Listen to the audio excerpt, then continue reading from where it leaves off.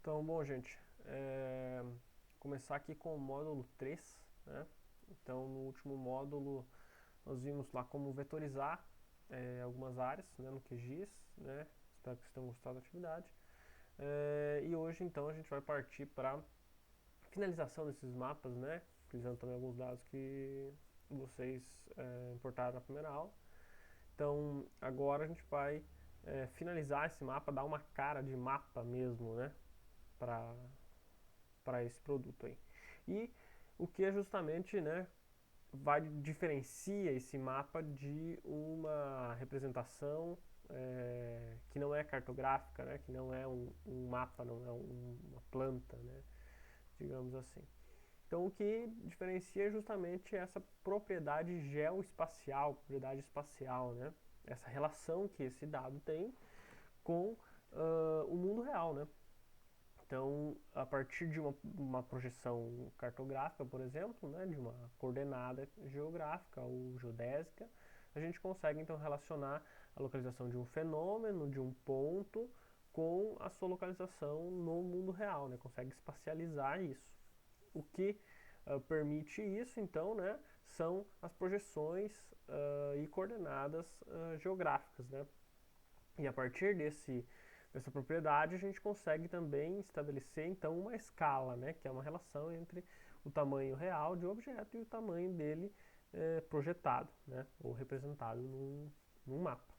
Então, esse primeiro vídeo vai ser para relembrar alguns conceitos muito rapidamente. Se vocês tiverem alguma dúvida, então consultem lá, não sei, as aulas ou consultem os livros que tem lá na pasta, ou então vocês entrem em contato, né, que eu posso até então enviar alguma aula ou algum material que eu tenho sobre esse assunto aí, né, sobre escala, sobre projeção, sobre coordenadas.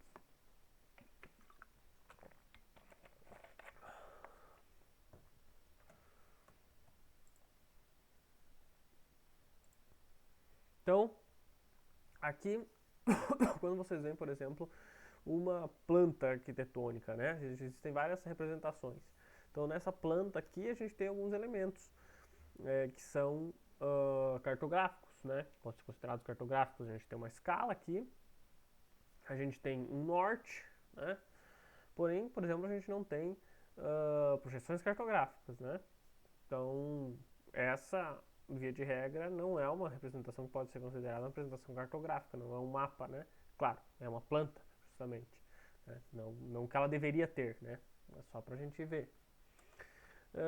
Outro exemplo aqui, então, seria esse mapa aqui, né?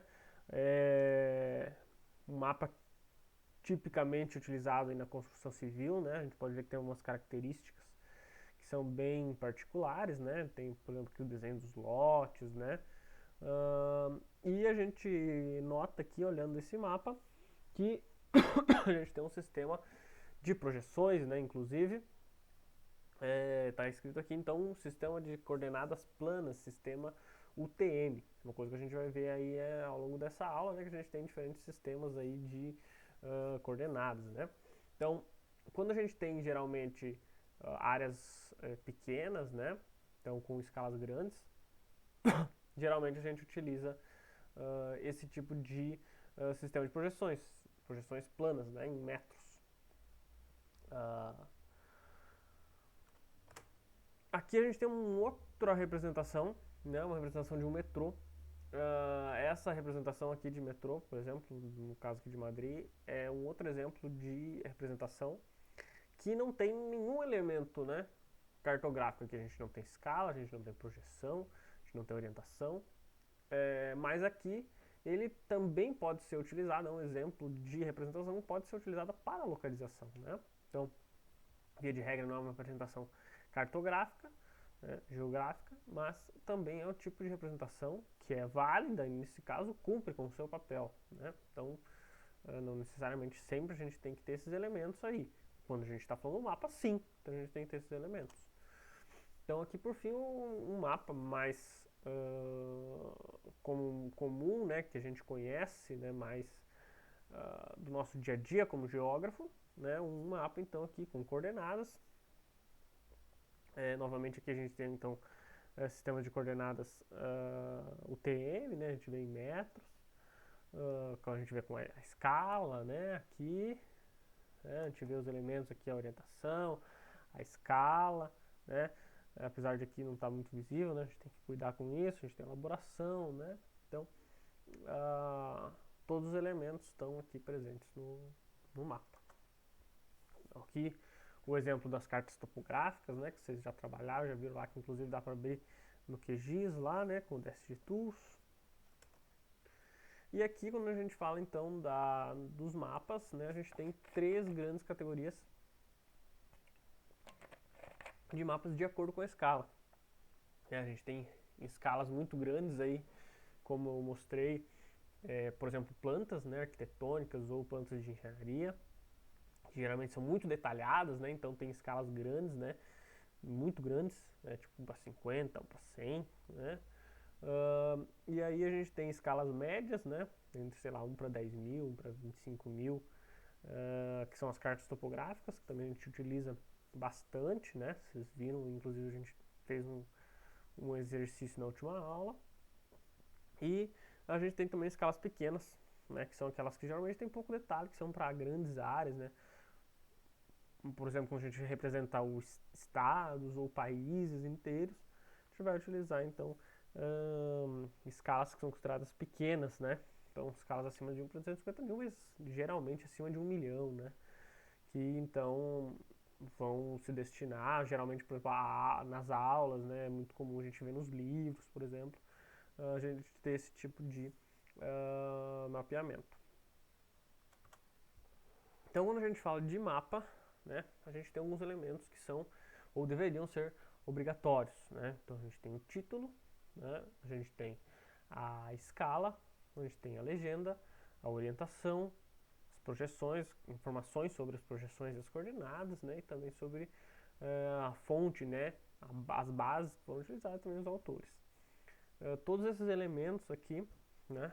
Que vocês estão vendo elencados, nós vamos aprender então a inserir eles no nosso mapa do QGIS, né? Então vocês inclusive memorizem, né, esses elementos, porque depois vamos aprender então a inserir todos eles lá, e quando vocês produzem um mapa é importante que todos esses elementos eles estejam presentes no mapa, porque então assim os usuários podem ter um uso completo, uma experiência completa quando utilizam o mapa, né? Então, uma representação aqui de um exemplo, né, de um mapa, e esses elementos aí presentes nesse mapa, né? Então, esse mapa tem um título, esse mapa tem uma legenda, né? Ou seja, todos os elementos que estão lá no mapa, né? Então, essa bolinha verde aqui, ou essa coloração aqui meio marrom, meio verde, o que ela representa, né? Então tudo isso está aqui representado nas legendas, né? Essas estradas aqui, né? Todos os elementos que estão no mapa, obrigatoriamente eles têm que estar na legenda, né? A gente tem que saber o que eles significam. São importantes também dados sobre a fonte, né? Como eu falei, dados sobre a projeção. Então, como eu falei aqui, mostrei alguns exemplos, eu falei, aqui a gente tem um exemplo de coordenada UTM, aqui a gente tem um exemplo de coordenada geográfica. Isso, né, claro que a gente quando trabalha muito tempo com mapas, a gente já sabe, né? Mas como uma pessoa que não sabe, ou, por exemplo, quando a gente no sistema UTM, né, vocês lembram lá das aulas de cartografia aqui, a gente tem que ter o fuso de referência, porque né, as coordenadas UTM elas se repetem nos diferentes fusos, então a gente tem que saber em qual fuso que a gente está trabalhando para localizar aquele ponto, senão aquela coordenada não serve como referência global, né? Vai servir localmente, mas globalmente não tem sentido. Então, você tem que ter essas informações aqui no mapa, né? Então, aqui, por exemplo, coordenada UTM, fuso 21, o Datum, Sirius 2000, né? E a gente coloca aqui também dados sobre o autor, né? E sobre a elaboração dos mapas, né? Outra questão muito importante também é a data, né? Por exemplo, aqui fala que as bases foram construídas, os mapas foram construídos a partir de dados, por exemplo, de 2004, né? Então, Aqui não é tão importante que o mapa de localização, mas em outros tipos de mapa é muito importante que a gente informe também a data, né, de qual que é o período em que aqueles dados foram coletados, sobre que período que aquele mapa se refere, né. Como na última aula, por exemplo, a gente produziu lá o mapa de evolução de uma mancha urbana, né. A gente tem que saber quando que aquelas diferentes manchas urbanas existiram, né, senão o mapa não faz sentido. Dos elementos essenciais, mais importantes, é a escala, né? Vocês lembram lá que a escala, então, é essa relação que a gente tem entre a distância medida no mapa e a distância no terreno, a distância real, ou seja, o tamanho real do objeto, né? A distância real entre dois pontos. Então, no numerador vai sempre a distância medida no mapa e no denominador sempre a distância real. Outra coisa que é importante lembrar aqui, quando a gente fala da escala, a escala então ela é sempre adimensional, né? Então, por exemplo, quando a gente tem 1 para 100 mil, por exemplo, quer dizer que 1 centímetro equivale a 100 mil centímetros, 1 metro equivale a 100 mil metros. Então, sempre, quando a gente atribui, por exemplo, uma unidade espacial, né, de distância, por exemplo, metro, quilômetro, milha, essa unidade ela vale para o denominador e para o numerador também, né? Na verdade, o valor da escala em si não carrega esse significado, né? Depois, quando a gente constrói a escala gráfica, lá que a gente vai ver agora no próximo slide, aí você coloca lá, né, um valor de referência, mas lembrar que isso, na verdade, quando você expressa a escala, né, lá, por exemplo, 1, 2 pontos, 100 mil, né, que a gente lê 1 para 100 mil, na verdade, isso não carrega escala espacial, não carrega valor, não carrega unidade, né, de medida. A gente é que atribui essa unidade de medida. Então, quando a gente lê lá uma escala, a gente fala que, na verdade, quando a gente tem uma escala, por exemplo, de 1 para 100 mil, é que o terreno foi diminuído 100 mil vezes, né, para ser inserido naquele mapa. Né, aquela distância, aquele tamanho, aquela área foi diminuída nessa proporção. Então, comumente, quando a gente produz os mapas, a gente tem dois tipos de escalas, né, que é a escala gráfica e a escala numérica. Então, a escala gráfica é aquela que a gente tem o desenho, né, e nessa escala gráfica, então, a gente faz uma aproximação visual, ela é interessante porque ela permite essa relação direta, né, quando você bate o olho na escala, você já sabe mais ou menos, então, qual que é a dimensão de aquele objeto, daquela linha, daquela área, né, que está ali representada. Então, muito mais fácil, né? Outra questão importante é quando a gente fala de documentos, mapas digitais, produtos digitais, a escala gráfica também ela é muito mais interessante, né? Porque se você aumentar ou reduzir o tamanho de uma figura, não, que você acha na internet, a escala, né, e a escala está dentro dessa figura, a escala também vai ser aumentada ou vai ser diminuída, ou seja, vai conservar essa propriedade, né? Então, aquela escala vai continuar sendo válida, né? Enquanto que se você tem uma escala numérica, que é aquela que tem o número, né, tem a proporção, ali, por exemplo, 1 para 7 milhões e 500. Esse valor, se você aumentar esse mapa, né, se você der um zoom lá, por exemplo, já não vai mais ser válido, né? Então, esse número não se mantém, essa propriedade de escala não se mantém, né, em diferentes zooms, por exemplo, que é uma coisa muito comum na internet. Então, antigamente, quando você tinha um produto estático ali, que era um mapa que você imprimia e ele ficava ali impresso, então você reproduzia a partir daquele produto, era válido, ok, continua sendo válido na verdade, né, mas era tudo bem colocar isso nos mapas, mas hoje, quando a gente tem, por exemplo, mapas em PDF, que você dá zoom, diminui, aumenta, já não tem muito sentido essa escala numérica. É importante, principalmente a gente conhecer a escala das bases, mas quando a gente fala da escala do nosso mapa, é preferível deixar com a escala gráfica, né? Até porque a gente vai ver que mais à frente é muito simples de construir uma escala gráfica, por exemplo, no QGIS. Lembrando que na cartografia, quando a gente fala de escala, ela é sempre uma escala de redução. A gente está trabalhando então com um tamanho real que vai ser diminuído para colocar para ser inserido dentro de um mapa, né? Nunca a gente vai conseguir aumentar por questões lógicas de proporção, por exemplo, né? Quando a gente fala da escala gráfica, tem alguns elementos, né? Que a gente tem a escala primária e o talão, né? Ou a escala de fracionamento, vocês lembram lá? Então, a escala de fracionamento fica à esquerda, né? E os talões são o número de divisões, né?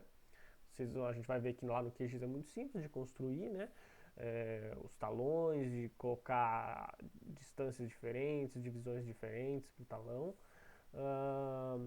Só então, para lembrar, se eu falar lá, por exemplo, na aula do talão, vocês vão lembrar que é cada divisãozinha lá que tem na escala gráfica, né? E o que eles significam na escala, na carta topográfica. Vocês também, quando vocês trabalham com a carta topográfica, vocês vão ver lá essa escala gráfica com os talões, né? Com as divisões antes e depois da escala, né? Então, para lembrar isso rapidamente. E outro elemento importante, né, são as projeções e as coordenadas. Quando a gente tem, então, o sistema de coordenadas, o que isso quer dizer, o que isso nos remete? Te lembra lá que, então, a superfície terrestre tem uma forma irregular, né, uma forma lá que fisicamente ela é próxima ao geóide, né, então, que sofre variações também no nível do mar, que na verdade a superfície terrestre ela está em constante mudança, né? Claro que em uma escala humana as mudanças são praticamente imperceptíveis, né? Em escala global, mas a gente tem então sorgimentos de terra, tem subsidências, né? Tem áreas que ficam mais altas, áreas que ficam mais baixas, mas fisicamente então a gente adota como figura de referência o geóide, né? Então esse é o nosso sistema lá de referência para a superfície. Porém, quando a gente trabalha com mapas, né, que precisam derivar cálculos, né, das localizações e a localização dos pontos, né, nessa superfície, a gente então utiliza uma figura que é matemática, né, que é o elipsoide de revolução. Então, a gente tem um sistema de referência que, digamos assim, transforma essa superfície terrestre regular, ou geoidal, em uma figura que é matematicamente trabalhável, digamos assim, que é o elipsoide de revolução. E então a gente tem uma superfície de referência, que é o elipsoide, né? E a partir de um sistema de projeção, a gente projeta as coordenadas que estão nesse sistema de referência lá, que é o elipsoide, em um mapa, né? Que é uma superfície 2D lá, com coordenadas x e y, né? E o que a gente tem lá nesse mapa, que é a nossa superfície de projeção? A gente tem três tipos principais de coordenadas, né? Que são as coordenadas geográficas ou geodésicas, que são aquelas que a gente conhece, né, mais da escola, que são aquelas em graus, minutos e segundos ou graus decimais, né? Que tem como referência então o Equador e Greenwich, né? Então as coordenadas variam de 0 a 180 para a longitude, a oeste e a leste de Greenwich, e variam de 0 a 90 graus para norte e para sul do Equador, né? Então, que a gente tem então aquelas coordenadas geográficas que são largamente utilizadas, acho que todo mundo conhece, né? Como eu falei, se tiver alguma dúvida, se não lembrar de alguma coisa, consulta as aulas lá ou manda uma mensagem pra gente, que a gente manda o material para vocês revisarem e lembrar, né? E como eu falei, a gente, além dessas coordenadas que são geográficas ou geodésicas, né, em graus, minutos, segundos ou graus decimais, tem também as coordenadas que são em metros, as coordenadas planas, né? Então, a gente tem vários sistemas. O mais conhecido é o UTM. A gente tem outros como o LTM ou RTM ou outros tipos de coordenadas planas, mas o mais utilizado ainda é o sistema UTM, né? Que são em coordenadas XY, né? Então, o sistema UTM ele é largamente utilizado para escalas maiores, né, escalas grandes de detalhe, né, para áreas pequenas. E ele lembrando, né, isso também tem lá, nós já vimos isso, né, ele se baseia então na divisão do globo em fusos, né, então são 60 fusos com 6 graus cada um de longitude, né, e aqui estão alguns dados, né, que se vocês quiserem consultar, vocês lembram lá que então a coordenada UTM ela é referenciada então pelo Equador, né? Varia de 0 a 10 mil no hemisfério norte, e no hemisfério sul começa de 10 mil lá no Equador e vai até zero próximo aos polos. Não exatamente zero, mas próximo a zero nos polos, né? E então a latitude ela é referenciada globalmente, porém a longitude ela é referenciada dentro desse fuso de 6 graus, né? Então, para cada fuso de 6 graus, a gente vai ter coordenadas que valem 500 mil metros ou 500 quilômetros no meridiano central, né? E a partir desse meridiano central, então, as coordenadas aumentam para leste e diminuem para oeste, né? Então, aqui um exemplo do Brasil. Como eu falei, se vocês tiverem alguma dúvida, gente, vocês procuram o material lá, lembra o material que vocês tinham das aulas de cartografia, ou mandam uma mensagem pra gente que a gente manda um material para vocês revisarem esses conhecimentos. O que é super importante a gente saber aqui, então, é que esses fusos têm 6 graus de longitude, né? Leste-oeste, então, né? E no Brasil a gente tem, então, tem 7 fusos, né? 7, né? Do 18, então lá no extremo oeste, né? Na América do Sul, na verdade, né? Na América do Sul a gente tem o fuso 18, tá? O fuso 19, o fuso 20, né? Então o 19 e 20 já começa a pegar o Brasil aqui, né? O 19, o 20, o fuso 21. O fuso 22, que o estado do Paraná ele tá então praticamente todo sobre o fuso 22, tem só uma parte do litoral aqui que pega o fuso 23, né? Santa Catarina também está inteiramente sobre o fuso 22, né? Esse fuso 22, então, o meridiano central dele é lá na coordenada 51 graus. Então, se esses fusos têm 6 graus, lá no centro deles, né, 3 graus para o oeste, 3 graus para o leste está o centro, né, está o meridiano central. Então, no fuso 22, o meridiano central é o 51, no meridiano 23, o meridiano central é o 45, né, está aqui entre 42 e 48, né. Então, quando a gente fala, por exemplo, aqui do Paraná, então estamos no meridiano 22 sul, que é limitado pelos paralelos 54 e 48, né? E o meridiano central é o 51, tá? Eu falei paralelo, são meridiano, né? Meridiano 54, meridiano 48, perdão. Então, só para a gente ver aqui qual que é a localização desses meridianos e desses fusos. Então, quando vocês forem trabalhar com uma área que vocês não sabem qual que é o fuso, né? Lembra que tem a continha que vocês sempre podem fazer lá, né? Então, utilizem essas equações para determinar o fuso e para determinar o meridiano central. Importante que lá no mapa que vocês apresentam, vocês coloquem lá qual que é o fuso. Na verdade, a apresentação do fuso é obrigatória quando vocês trabalham com coordenadas UTM, né?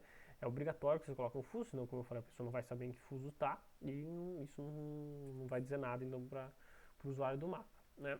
É legal também informar qual que é o meridiano central, porque se a pessoa também não está habituada a trabalhar com aquele meridiano central, ela vai prontamente então estabelecer a relação, então é lá nesse local, né? É nessa longitude que está localizado mais ou menos esse ponto aí.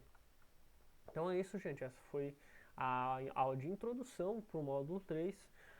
Da mesma forma então que no módulo 2 a gente vai ter os tutoriais, né, que vão ajudar vocês nessa finalização de mapas, né? Vão ter uma atividade, provavelmente depois vai ter também um vídeo, né, guiando vocês aí em algumas etapas desse processo de finalização dos mapas. Qualquer dúvida, entre em contato e muito obrigado pela atenção. Bom módulo 3 para vocês.